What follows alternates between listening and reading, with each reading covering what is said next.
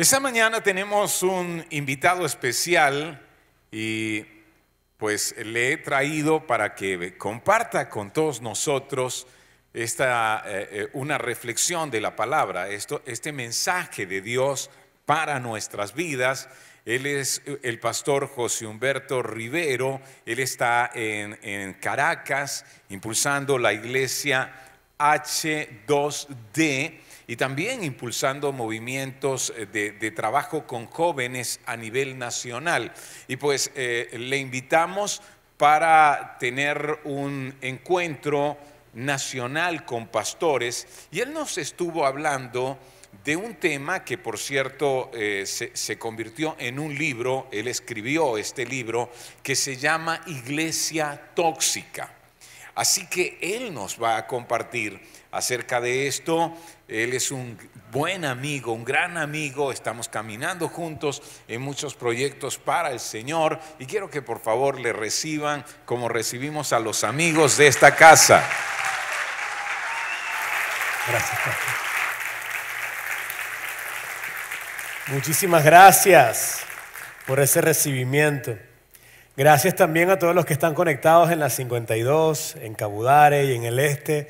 Un aplauso allá en cada una de esas sedes. Les bendecimos. Qué bueno poder estar conectados con ustedes. Vamos a orar, que normalmente suelo hacer eso de primero, para que Dios me quite todos los nervios. Así que oramos juntos. Padre, te honramos y te bendecimos.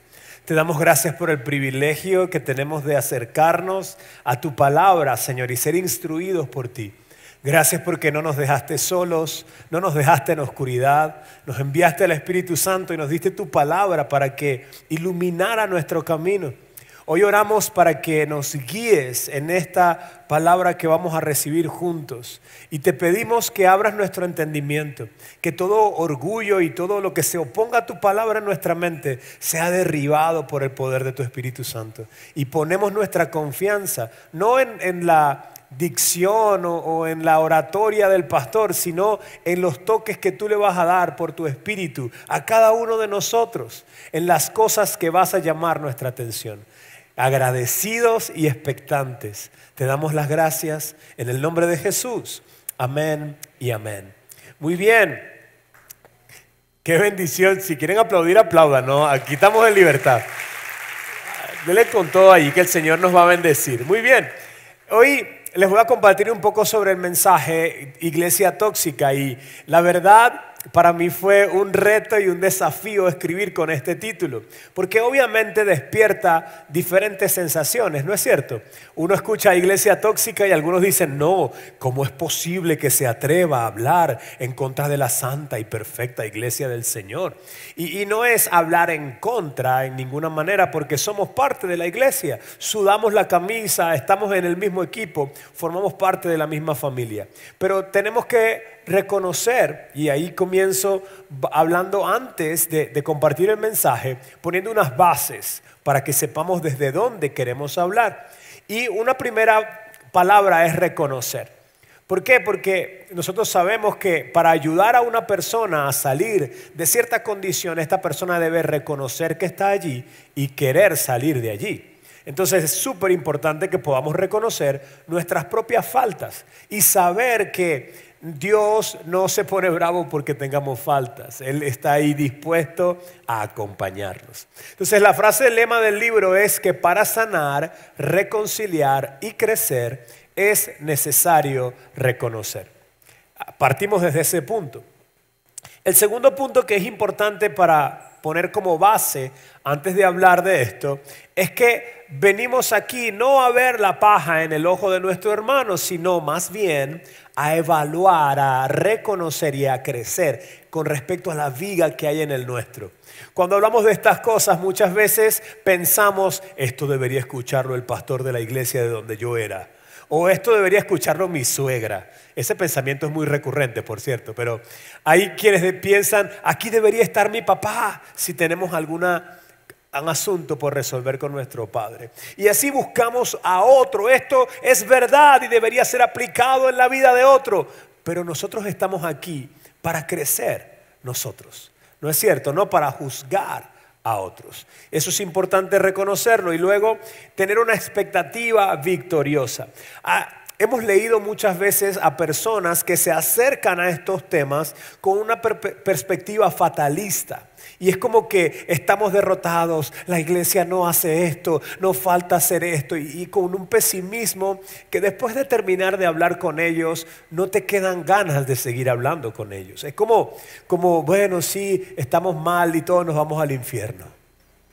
Y no es cierto eso, porque la Biblia nos habla de otro destino y quiero leerlo con ustedes. Por favor, vamos a apoyarme leyendo lo más alto posible lo que está en naranja. Yo voy a leer lo que está en blanco y ayúdenme colocando el versículo perfecto. Entonces, leamos la palabra del Señor. Efesios 5, 25 al 27. Dice así: esposos, amen a sus esposas, así como Cristo.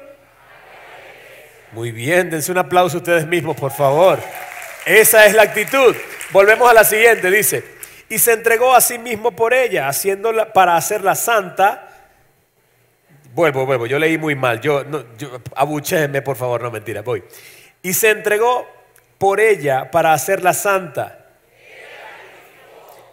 lavándola con agua mediante la palabra, para presentársela como una iglesia radiante, sin mancha, ni arruga, ni ninguna otra imperfección, sino uno lee eso y dice, wow. Ese es el corazón de Dios por la iglesia, por su novia. Y fíjense que los tiempos de esos verbos son en pasado. Cristo amó a la iglesia. No la va a amar cuando sea perfecta, sino que ya la amó.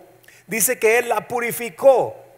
Y es como uno dice, pero ya va. ¿Cómo que la purificó? Tú no conoces todos los errores que tiene la iglesia y todas las faltas y todas las fallas, sí. Pero Él dice que la purificó en pasado. Y para explicar esto vamos a llevarlo a nuestra propia vida. Quiero preguntarles, ¿cuántos son santos en este lugar? Levanten la mano los santos. Y ahí algunos dicen, bueno, así que digan qué bruto, qué santo, pues. No, hay otro que estaba levantando la mano y la esposa lo miró y se pasó la mano por aquí. Sin embargo, lo que la Escritura dice es que somos santos. No lo dice en función de lo que nosotros hemos logrado o lo que nosotros hemos hecho, como si esto fuera por un mérito propio. Como la religión institucional nos ha enseñado por mucho tiempo que vamos a beatificar a esta persona porque se demostró que sus hechos, y no tienen nada que ver con nuestros hechos, tiene que ver todo con lo que Cristo hizo en la cruz, y nosotros recibimos por gracia un título que no merecemos. Somos santos, apartados para Él. ¿Cuántos le dan un aplauso al Señor por eso? No se trata de ti, se trata de lo que Él hizo por ti. Y esto es increíble, porque por gracia fuimos salvados. Y esto no es por obras, es porque creemos en lo que Él hizo. Es decir, que son sus méritos los que nos hacen santos. Otro ejemplo que me encanta es cuando usted lee la carta a los Corintios, dice a los santos que están en Corinto. Pero cuando termina de leer la carta dice, estos corintios no eran ningunos santos. ¿Sí? Pero a pesar de sus acciones, fueron llamados santos porque fueron apartados para Dios. Entonces, de la misma manera, Dios nos llama santos a pesar de que estamos caminando en un proceso de santificación. Él ya nos apartó. De la misma manera, Él dice que por su obra, Él purificó a la iglesia. A pesar de que la iglesia, así como tú y como yo, es muy similar, por cierto, porque somos la iglesia, aún estamos caminando en un proceso de perfeccionamiento. ¿Se entiende eso? Muy bien. Entonces, ya estamos en eso y estamos caminando. Por eso no hay una expectativa de derrota, sino más bien una expectativa de crecer, de perfeccionar, hasta que lleguemos a ser esa iglesia que Él está haciendo sin mancha ni arruga.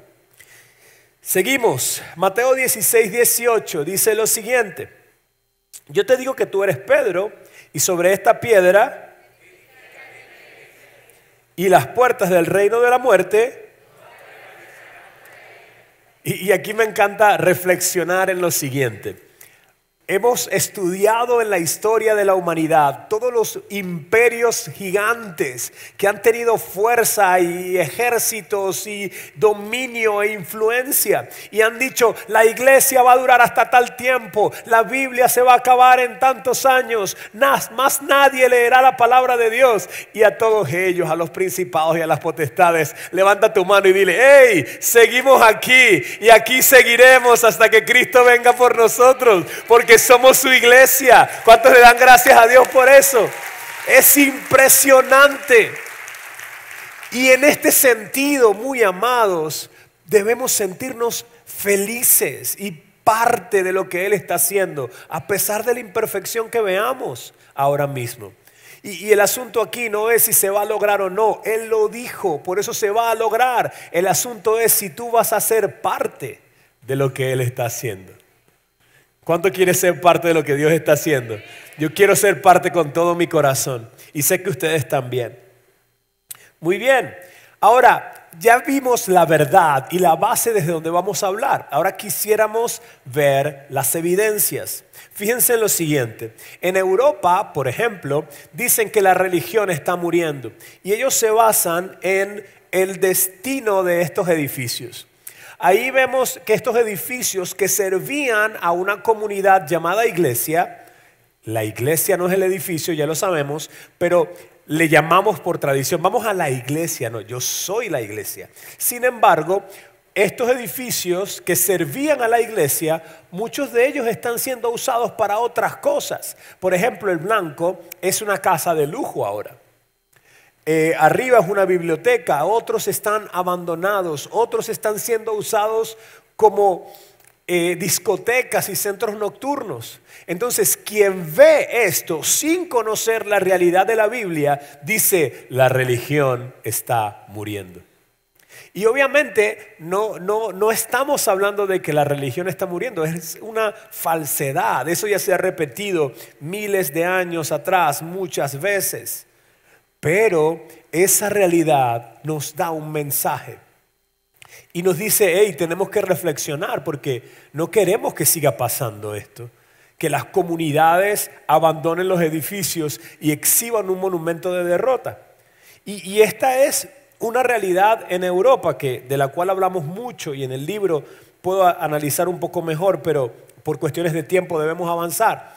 En el continente americano, en la parte norte, en Estados Unidos, también hay una realidad bien interesante. Es alarmante la cantidad de pastores que han estado quitándose la vida, por ejemplo.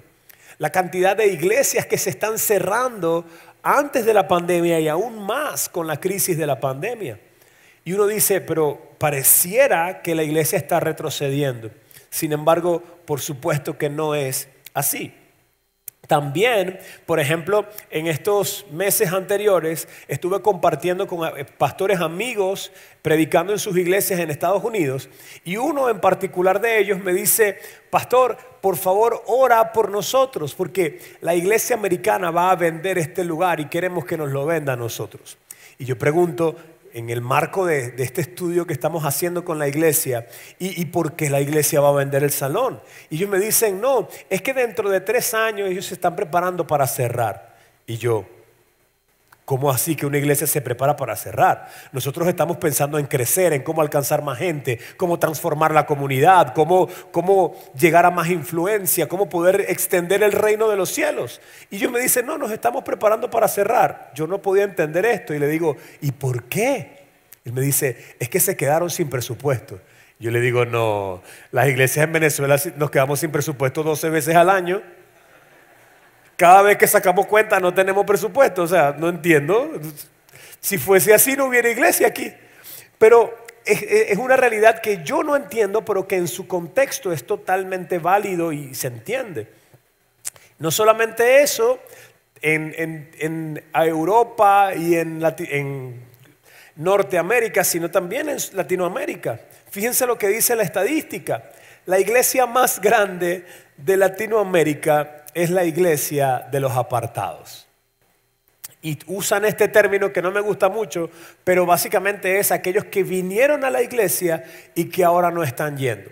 ¿Cómo se traduce esto? Básicamente se traduce de la siguiente manera. Si pudiéramos contar a todas las personas que ahora se congregan, sería un número X. Y luego con el número Y identificamos a todas las personas que alguna vez vinieron a una iglesia y que por alguna razón, herida, decepción, rabia, tristeza, amargura, qué sé yo, ahora dejaron de ir. Aman a Dios, creen en Dios, pero no quieren nada con la iglesia. Ese número Y es mayor, aunque usted no lo crea, que el número X. Y vamos a demostrarlo de una forma práctica. Quisiera que levantara la mano, ¿quién conoce a alguien que ama al Señor pero que no quiere nada con la iglesia? Levanten su mano, miren a su alrededor y todos nosotros conocemos gente que no quiere nada con la iglesia. Y a veces somos nosotros los causantes de eso, pero ya vamos a hablar de eso más adelante. Entonces, dada esta evidencia, la pregunta es, ¿cuál es el problema? Sí, porque a veces nosotros tomamos tratamientos sintomáticos. ¿Y esto qué quiere decir? Me duele la cabeza, me tomo una pastilla para el dolor de cabeza. Pero de repente son los riñones o un problema más interno que está causando esta sintomatología y yo me tomo y me alivia, pero no termino de resolver el problema. ¿Sí? Puede ser hasta un cáncer, Dios nos guarde, y nosotros estamos tomándonos una simple pastilla para el dolor de cabeza. Entonces vuelve y vuelve. Por eso es tan importante dar un diagnóstico acertado. Entonces, en este sentido, tenemos dos problemas, uno externo y uno interno. Vamos rápido con el externo. El externo es nuestra herencia romana.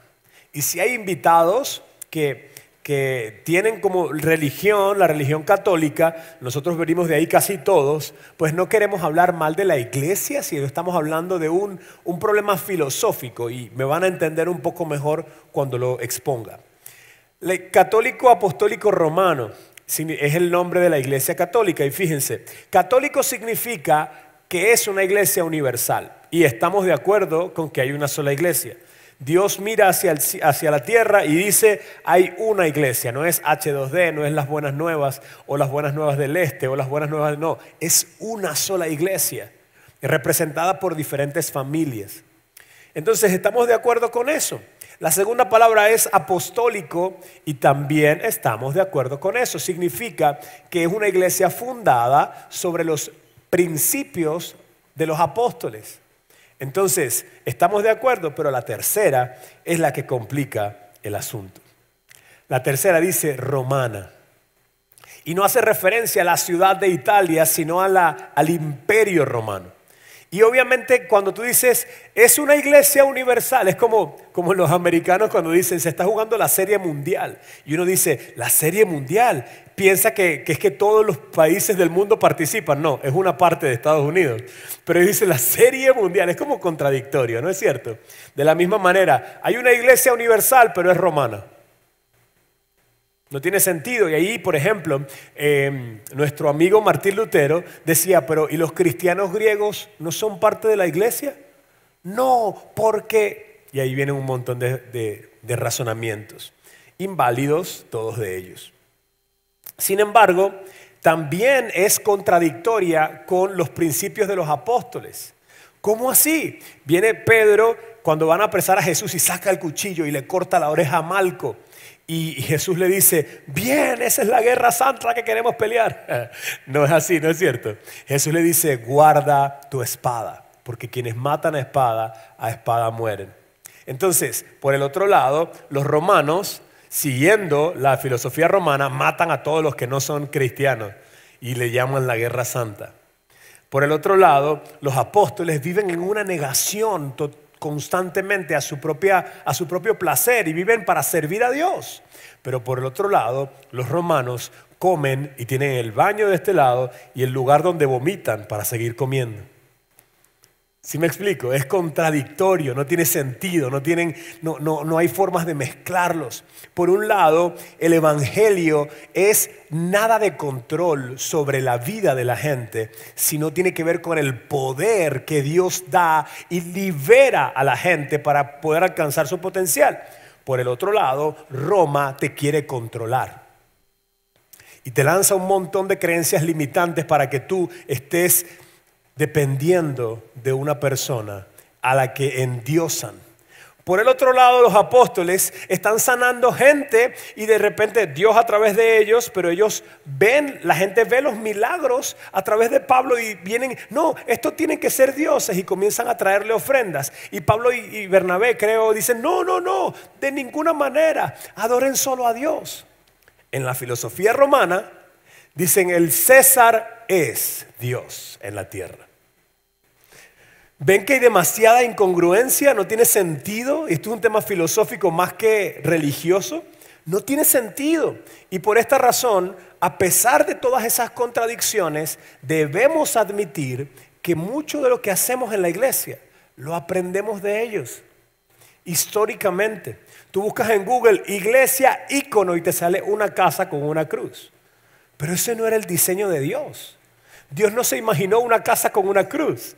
Dios se imaginó gente llena del Espíritu Santo, que eran liberados, que eran restaurados, que eran llenos de Él, para luego hacer su obra en otros lugares y extender su reino. Esta imagen gloriosa de la roca que no fue cortada con mano, que destrozó la estatua en la visión de Nabucodonosor, y que dice que de esa roca salió un monte que llenó toda la tierra.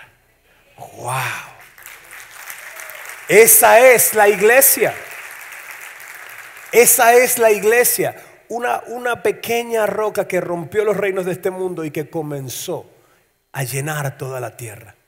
Que cambia tu corazón y que luego va hacia tu familia. Que lleva amor, que lleva gracia, que lleva restauración. Y se extiende por tu familia. Y luego por otras, y luego por otras. Ese es el reino. Y ese es el trabajo de la iglesia. Sin embargo, nos damos cuenta que mucho de lo que vemos como iglesia lo aprendimos de ellos y eso nos llevó a cometer ciertos errores.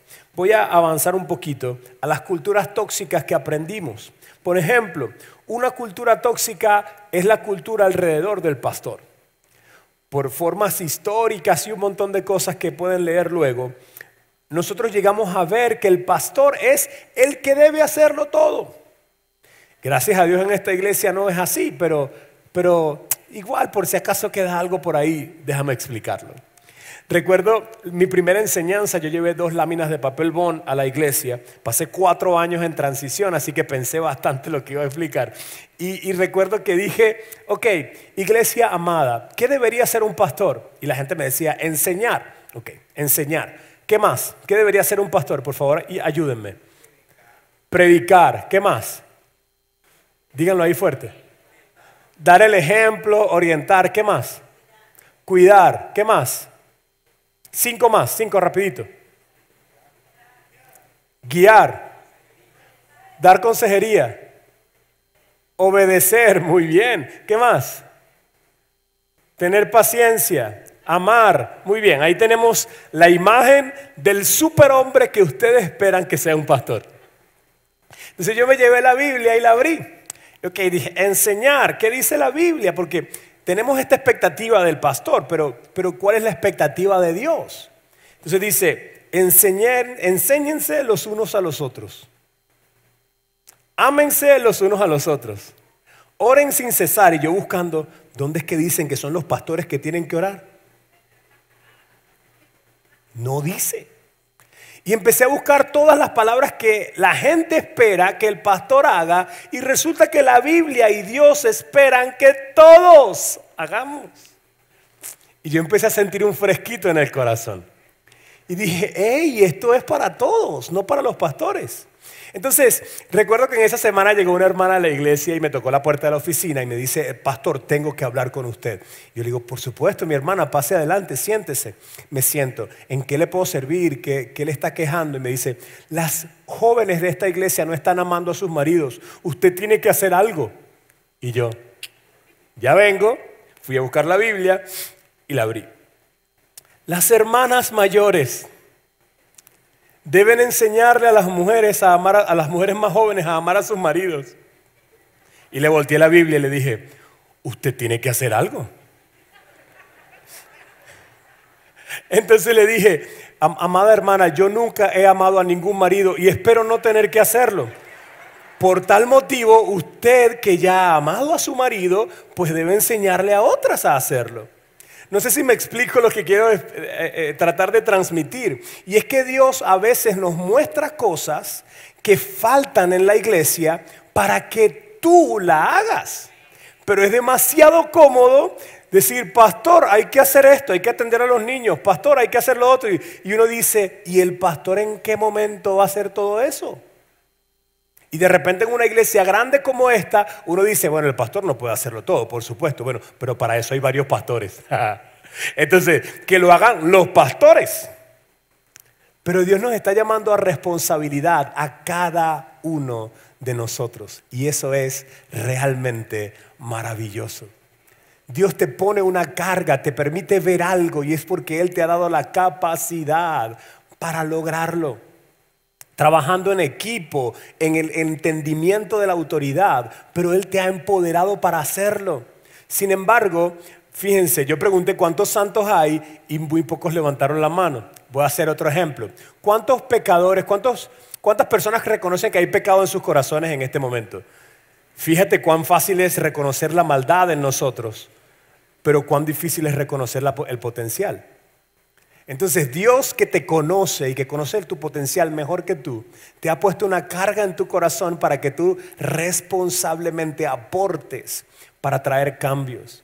Pero tú que solamente ves lo malo en ti normalmente, entonces dices, no, es que yo no puedo.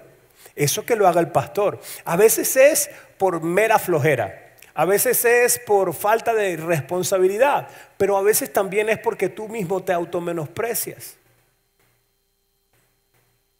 Pero no voy a entrar en ese tema. Vamos a avanzar. También hay cultura tóxica alrededor de los pastores o de la familia pastoral. Porque viene un niño de 3 años y corre y se cae. ¿Y cómo es posible que te caigas si tú eres el hijo del pastor? ¿Cómo es posible que te portes como un niño de 3 años? Es que tengo 3 años, hermano. Soy un niño. ¿Qué hacemos? No, pero tú eres un niño. Sí, tú eres un niño, pero eres el hijo del pastor. ¿Saben cuántos hijos de pastores están heridos con la iglesia por esa cultura tóxica? ¿Cuántos? ¿Cuántas esposas de pastor? Hay un montón de... Uno dice, cuando empezamos a hacer el libro y decimos iglesia tóxica, hay gente que se acerca así, porque los pastores... Y yo digo, ya va. Pastores, cuando hablamos de iglesia tóxica, a ver, Rosy, es que la gente, la gente, Es decir, siempre andamos como buscando a un culpable externo, pero si somos honestos, resulta que hay toxicidad en la iglesia para todos. A todos nos afecta y todos somos parte de esa toxicidad. Pero le creemos a Dios que Él está quitando esa toxicidad de nuestros corazones. Muy bien, si quieren aplaudir, apláudanlo bien, durísimo. Ahora, hablando de las culturas tóxicas, fíjense cuál es el problema que yo considero es uno de los más graves. Y es la halajá. ¿Qué significa eso? Esa palabra es... Dios mío, pero ¿para dónde te vas tú? Aquí. Esto se fue aquí. Esta es una palabra que representa muchas cosas en la cultura judía, pero para simplificar, esto es la ley del hombre. Es como que Dios le da la capacidad a los hombres o a los pastores, a los rabinos, para colocar normas que sirvan para ayudar a su congregación. Por ejemplo, en los años 1600, cuando el tirano mandó, no, un poquito más atrás, eso es otra cosa. Hace mucho tiempo había un rey que mandaba a buscar a las mujeres más bellas de su reino para acostarse con ellas.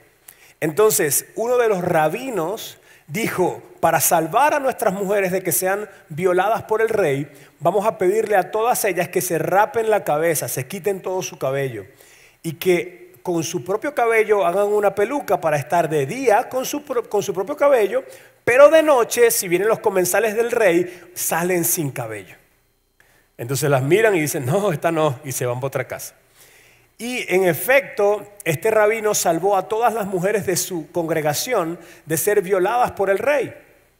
O sea que esta norma fue una muy buena norma. No está en la Biblia, no está en la Escritura, pero fue una norma que salvó a las mujeres de ser violadas. Esa es una norma de hombres. Está bien que lo hagamos. Y eso me ha ayudado mucho a mí, que voy para diferentes iglesias y en algunas iglesias me tengo que poner un saco con corbata y pantalón liso, me dijeron una vez. Tiene que tener pantalón liso, hermano. Ok, pantalón liso. Yo digo, ¿qué es pantalón liso? Un pantalón de vestir. Ah, ok, un pantalón de vestir. No hay problema. Pero hay otros lugares donde me dicen, tienes que cortarte el pelo para poder predicar aquí. Bueno, tengo varias opciones. Tengo unos hermanos aquí en la iglesia que pueden predicar. Hay formas de hombres en cada congregación y que tiene sentido y uno lo puede respetar y se puede sujetar a cada lugar a donde vamos, siempre que se pueda. Y eso, antes yo decía, ¿cómo es posible? Eso no lo dice la Biblia. Después se me fue bajando el furor juvenil y entendí que en cada casa hay normas y uno respeta las normas de cada casa. Eso está bien. El problema es el siguiente. Fíjense esto. Miren lo que dice Jesús. Este pueblo me honra con sus labios, pero su corazón está. Su adoración es una, porque enseñan como si fueran mandamientos de Dios. Esas ideas humanas es lo que se traduce como halajá. ¿En qué momento Jesús dice esto? Los discípulos están comiendo del trigo en el día de reposo, están comiendo del campo donde estaban, y los fariseos dicen, ¿cómo es posible que coman sin lavarse las manos? Están violando los mandamientos de nuestros padres. Ideas humanas. Y Jesús les dice, este pueblo de labios me honra, pero su corazón está lejos de mí. Su adoración es una farsa, porque enseñan ideas de hombres que deberían estar por aquí abajo, como si fueran mandamientos de Dios. Ideas de hombres como si fueran mandamientos de Dios. Ese es el problema, que tenemos ideas de hombres, enseñanzas de hombres que tienen su lugar y su espacio debajo de la ley, debajo de las leyes, las ordenanzas, los decretos, todo lo que Dios estableció. Pero a veces lo ponemos por encima y ahí tenemos un problema. Pero esos son problemas externos. Vamos con el interno. ¿Cuál es el problema interno, hermano? El problema interno es el pecado. El pecado que hay en nuestro propio corazón. Y definamos pecado rápidamente. ¿Qué es pecado? ¿Se han preguntado eso antes? Pecado es errar al blanco. Dios puso un blanco aquí. No desees la mujer ajena. Usted desea la mujer ajena, falló. No mates. Usted mata, falló el blanco. No robes. Usted roba, falló el blanco. Eso es pecado, la acción de pecar. Fallar. Y el pecado es horrible, no porque a Dios simplemente le desagrada, sino porque te hace daño. Todo pecado te hace daño. Y Dios en su infinita misericordia y en su amor por nosotros nos dice, no lo hagas. Pero ahí viene el segundo concepto de pecado. Y es el pecado que tenemos dentro. Eso que cantábamos en la canción, ¿no? Que una parte de mí desea el mal. ¿Se acuerdan? Eso está en la Biblia, vamos a buscarlo rápidamente. Gálatas 5, verso 16, dice así, por eso les digo, dejen que el Espíritu Santo los guíe en la vida, entonces no se dejarán llevar por los impulsos de la... Se me ha ido durmiendo con el transcurso de la enseñanza. Dice, entonces no se dejarán llevar por los impulsos de la... Esto está grave, hermano. Está grave, grave. Entonces no se dejarán llevar por los impulsos de la... Muy bien, eso fue como que para que no lo repita más, pero vamos bien. Ajá, sigue diciendo el siguiente verso. Gálatas 5, 17. La naturaleza pecaminosa desea hacer el mal, que es precisamente lo contrario de lo que quiere el Espíritu. Y el Espíritu nos da deseos a lo que desea la naturaleza pecaminosa. Estas dos fuerzas luchan constantemente entre sí. Entonces ustedes no son libres para llevar a cabo sus buenas intenciones. Ahí están esas. ¿Cuántos reconocen esa lucha en su corazón, honestamente? Ahí está, es como, yo quiero hacer lo bueno, pero hay una parte de mí que se inclina al mal. Entonces, después de eso, quiero preguntarles, ¿quiénes pecan? Todos pecan. Y eso está claro. Sin embargo, quiero hacer preguntas más específicas. ¿Los que vamos a alcanzar pecan? O sea, la gente que todavía no conoce al Señor peca. Claro, hermano, son unos sinvergüenzas. Y hacen esto y hacen lo otro y ni siquiera les da pena. Sí, pero ¿cómo nosotros reaccionamos a ese pecado? Es importante que podamos ser como Jesús, más como Jesús y menos como los fariseos. Porque muchas veces la iglesia dice, tengo que alejarme de todos aquellos que hacen el mal, pero no es lo que la Biblia enseña. La Biblia dice, Pablo dice, no les digo que deben apartarse de todo aquel que haga el mal, porque tendrían que salir del mundo. ¿Qué quiere decir con esto? Que definitivamente nos toca pasar tiempo con aquellos que vamos a alcanzar.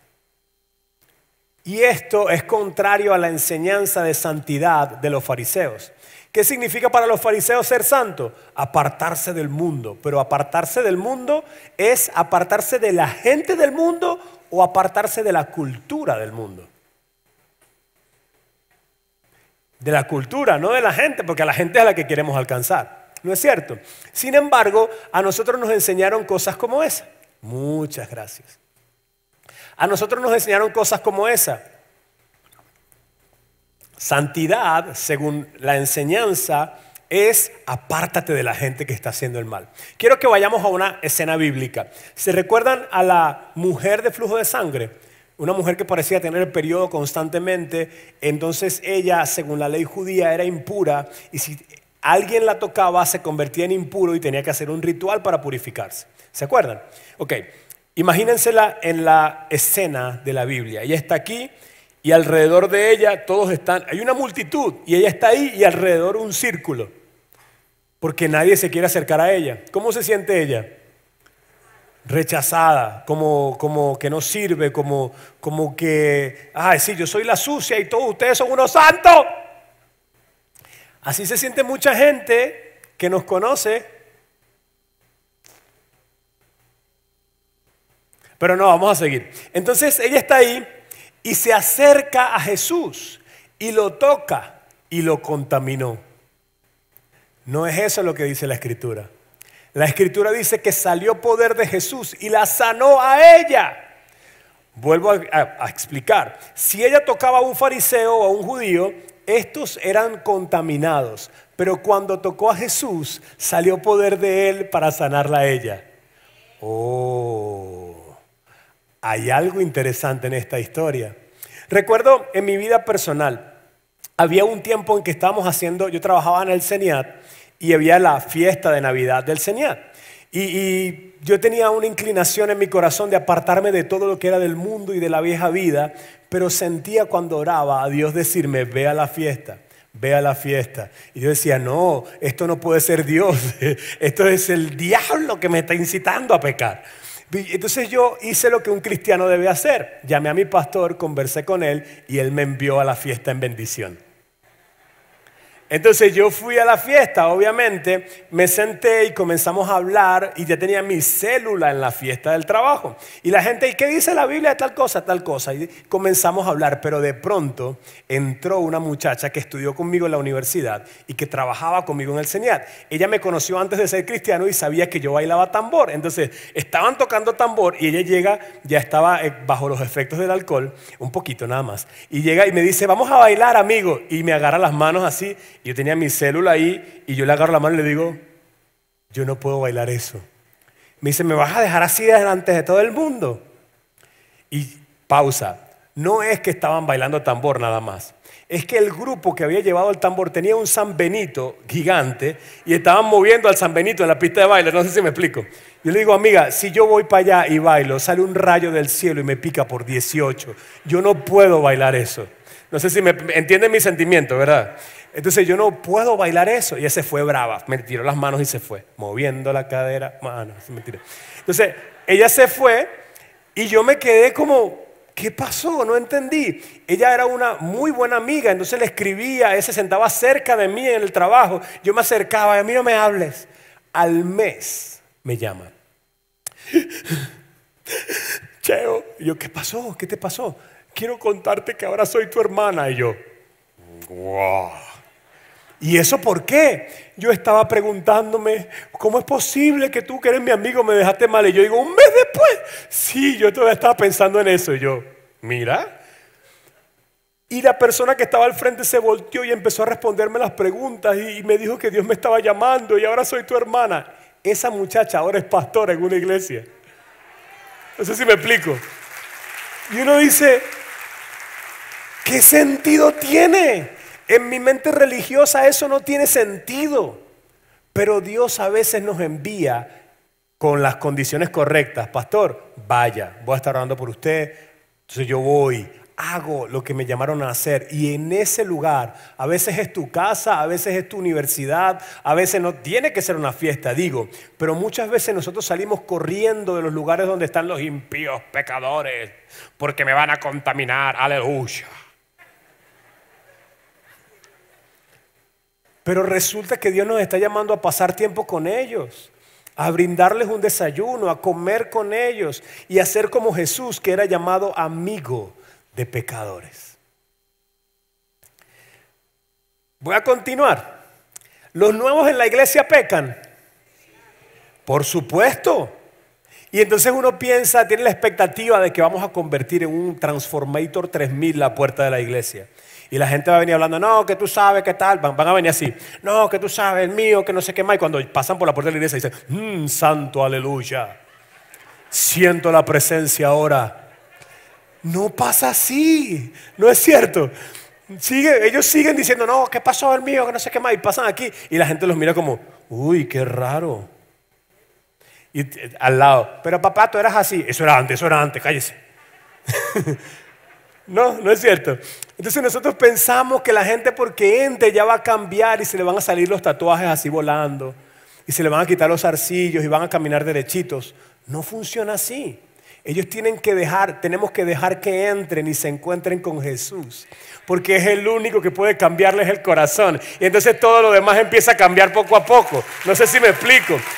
No funciona poniendo exigencias en la puerta, ni teniendo expectativas irreales. Jesús caminó con sus discípulos un montón de tiempo. ¿Y cuánto tuvo que aguantar? Yo escucho su mensaje y digo, ¿hasta cuándo tendré que estar con ustedes? Y yo me identifico con ese sentimiento muchas veces. Siguiente pregunta, ¿los cristianos pecan? Claro, no, pero los otros, yo no. Yo no. Pero eso pasa en Caracas, aquí no, aquí la gente está clara, ellos saben que fallan y todo. Pero en Caracas la gente piensa que los demás pecados son más grandes que los que ellos hacen. Entonces ven a otro y dicen, mira, allá está el hermano, está abajo fumando. Hay que ponerlo en disciplina. Y te cuento esto para que ores. Vamos a buscar más gente para que esté orando por él. Y de repente toda la iglesia está orando por él. No sé si me explico. Eso no fue lo que Dios nos llamó a hacer, pero nos volvemos tóxicos, maquillamos el pecado para que suene santificado y bonito, pero es el mismo pecado. Dios no nos llamó a ser jueces de nadie, nos llamó a ser ejemplo, a ser inspiración, a acompañar a la gente en su proceso de santificación, no a condenarla, porque es horrible lo que produce el chisme en la iglesia. La gente no abre su corazón, no se acerca al único lugar donde pueden ser santificados porque dicen, si lo expongo me matan. Entonces el chisme, la crítica, el juicio en la iglesia es oposición a la obra de Dios. Y hay de aquel que se oponga a la obra del Señor. Y digo esto no de una manera condenatoria, sino de llamar la atención. Porque mi pastor decía que cuando tú ocultas el pecado, eso es potestad del diablo. Ahí el diablo puede hacer lo que sea. Por eso a veces vemos grandes hombres de Dios que caen en pecado y la gente piensa que es que él venía caminando derechito en santidad y de repente había un hueco marca Acme en el que cayó en pecado. Cayó, o sea, estaba tranquilo y cayó. Pero no funciona así. Él tenía rato ya en su corazón maquinando, tenía rato ya ocultando. Y Dios nos da una y otra oportunidad para que lo saquemos a la luz y busquemos ayuda. Pero cuando no lo hacemos, se aplica a nosotros aquella palabra que dice que todo lo que se hace oculto saldrá a la luz y se pondrá manifiesto. Entonces no fue que el hermano cayó en pecado, es que no tenía nadie con quien hablar del tema y él decidió ocultarlo o no tenía nadie confiable alrededor como para sacarlo y se fue hasta que Dios lo sacó a la luz. Y eso lo vemos hasta recientemente con noticias de gente que dirige organizaciones impresionantes que ha bendecido a muchas naciones y ahora son depredadores sexuales acusados presos. Y uno dice, ¿cómo es posible? Porque vamos a la siguiente pregunta. ¿Los ungidos pecan? Dije esta pregunta en una iglesia en Nueva York y de inmediato me di cuenta que había un problema, ¿no? Dice, ¿los ungidos pecan? Sí. Y yo dije, uy, ¿dónde me estoy metiendo? Y yo miré al pastor y que... Y yo no sé qué está pasando aquí, pero huyamos por la derecha. Definitivamente los ungidos pecan, los ungidos fallan. Vemos a Pedro, ustedes se acuerdan de Pedrito, mi amigo Pedrito, Dios lo bendiga, lo vea, un abrazo cuando lo vea. Pedrito dice, no, Jesús pregunta, ¿quién dicen la gente que soy? No, Elías, no sé qué. No, pero ¿quién dicen ustedes que soy? Y de repente yo me lo imagino con cine, una lucecita sobre Pedro y una musiquita de fondo. Y Pedro dice, tú eres el Cristo, el Hijo del Dios viviente. Y de repente cambian la cámara a Jesús. Y Jesús dice, Pedro, con una aureola, esto no te lo ha revelado carne ni sangre, sino mi Padre que está en el cielo. Entonces tú ves la historia y tú dices, wow, Pedro el iluminado. 7 versículos más adelante, Jesús dice, estoy anunciando que me van a matar y tal. Y Pedro dice, de ninguna manera te pase esto. Y Jesús le dice, apártate de mí, Satanás. Y tú dices, ¿y cómo 7 versículos más abajo pasó de ser iluminado a Satanás en un momentico? ¿Cómo? No entiendo. Y resulta que sí, que los ungidos también pecan, los ungidos también fallan. Y por eso necesitan gente a su alrededor que los ame y que les advierta de su error. No críticos, porque hay mucha gente decepcionada del liderazgo que ataca y maldice. Y por el contrario, Dios nos está llamando a hacer algo diferente. Por eso, ¿cuál es la solución? La solución es Jesús.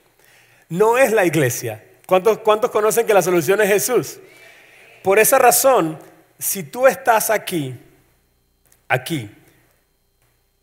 como iglesia, nuestro trabajo es presentar a Jesús, imitar a Jesús y reflejar a Jesús. Para con los que tenemos que alcanzar, la intención es que imitemos a Jesús, que era amigo de pecadores. Si tú estás aquí y piensas en los cristianos, los cristianos también fallan. ¿Y cuál es nuestro llamado para con los cristianos? Ser maestros, ejemplos de ellos. Perdonar y restaurar como Jesús lo hizo. Con sus discípulos muchas veces les enseñó. Y cuando falló Pedro y lo negó, lo mató y lo mandó para otra iglesia. No, lo restauró, lo perdonó. Cuando sea alguno de ustedes sorprendido en pecado, mátenlo. No, ustedes como espirituales, restáurenlo. Eso es lo que fuimos llamados a hacer con nuestros hermanos. Y para con los ungidos, manifiesten públicamente su rabia. No, prevénganlos. Pastor, siento que esto que dijo no está bien. Quiero decirle que estoy orando por usted. Sabemos la carga que lleva y cómo el diablo lanza sus ataques contra usted. Pero aquí hay una iglesia que está orando por usted, pastor. lo amamos y estamos aquí con usted. Perdona y restaura. No quiere Dios que seamos fariseos. Y muchas veces esta cultura tóxica hace que cuando nosotros estamos rodeados de los que se supone son nuestros amigos, pero si no tienen esto en mente, se vuelven nuestros jueces. Y Dios no llamó a una reunión de jueces. De hecho, Pablo dice en Romanos: ¿quién eres tú para juzgar a tu hermano? Concluyendo, quisiera orar por ustedes, mis amados, y quisiera que oremos juntos. Pónganse de pie, por favor. El llamado es a que podamos aceptar la obra del Señor en nuestra vida. Si tú aún no conoces al Señor, si aún no has hecho esta oración, seguramente te vamos a guiar a eso en un momento. Pero si ya tú eres cristiano, ya tú conoces de Dios y conoces de su palabra, por favor, recuerda que estás llamado a ser más como Jesús y no como los fariseos. No fuimos llamados a juzgar, a criticar, a condenar o a apartarnos de la gente que fuimos llamados a cambiar, a alcanzar, a acompañar, a bendecir y a restaurar. Si puedes, ahí donde estás, levanta tus manos al cielo. Si tienes que orar por perdón, aprovecha el momento. Dile: Señor, perdóname porque he sido juez. Perdóname porque he condenado, he criticado, he murmurado de otros. Perdóname, Señor, por estas cosas, Padre bueno. Yo sé que tú eres un Dios que está haciendo una obra increíble en esta tierra y también en mí. Por eso me acerco confiadamente a tu trono de la gracia. Oh Señor, ayúdame a ser más como tú. Ayúdame a tener ese mismo corazón. Ayúdame a crecer en mi carácter, para, siendo espiritual, yo poder restaurar, alcanzar, bendecir, colaborar con la obra que tú estás haciendo en esta tierra y en esta iglesia. Señor, ayúdame a conectar a mis hermanos con los grupos de apoyo para que sean sanados en cada una de estas áreas en las que necesitan sanidad. Ayúdame a involucrarme en tu obra, a ser voluntario, a capacitarme, a servir para colaborar con la obra que estás haciendo en esta ciudad. Señor, ayúdame a orar por el pastor, por los pastores de esta iglesia, por Gabriel, por los pastores de las otras sedes. Ayúdanos, Señor, a ser de los que acompañan y de los que suman. Te lo pedimos, Señor, y confiados en que estamos orando conforme a tu voluntad. Te pedimos el crecimiento para cada uno de nosotros y para tu obra en esta ciudad. En el nombre de Jesús. Amén y amén.